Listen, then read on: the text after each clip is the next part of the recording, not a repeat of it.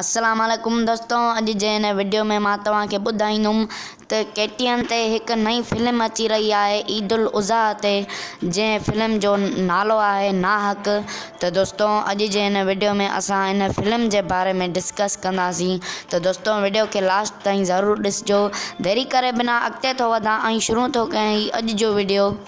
दोस्तों सभ खां पहिरियां त मां तव्हांखे ॿुधाए छॾियां त हिन फिल्म जा अॼोके ॾींहं ते इहे फ़ोटू रिलीज़ कया विया आहिनि।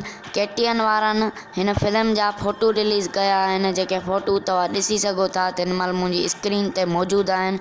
ऐं दोस्तों हिन फिल्म जी स्टार कास्ट में शामिल केरु केरु आहे उहो बि मां तव्हांखे ॿुधायां थो। दोस्तों हिन फिल्म जी स्टार कास्ट में शामिल आहिनि रूबी अली, बिलावल खोखर, मज्जू सत्तार लाड़ ऐं ज़फ़र खोखर ऐं ॿिया खोड़ सारा अदाकार स्टार कास्ट में शामिल अथसि। ऐं हीअ फिल्म तव्हांखे ईद उल अज़हा जे ॾींहं ते ॾिसण में ईंदी। ऐं दोस्तों 2-3 ॾींहंनि में हिन फिल्म जो टीज़र बि लॉन्च कयो वेंदो, जेको तमामु जल्द उहो तव्हांखे ॾिसण में ईंदो। KTN एंटरटेनमेंट जे YouTube चैनल ते तव्हां ॾिसण न विसारींदा। ऐं दोस्तों ॻाल्हि कजे दामू सीरियल दर्दनि जो देश जी, त उहो दर्दनि जो देश बि तमामु जल्द अचण वारो आहे। उनजो दर्दनि जो देश ड्रामे जो बि हिकिड़ो टीज़र ईद खां अॻु में ईंदो ऐं घणा चांसिस इहे ई आहिनि त दर्दनि जो देश ड्रामे जो पहिरियों एपिसोड ईद उल अज़हा जे राति रिलीज़ कयो वञे।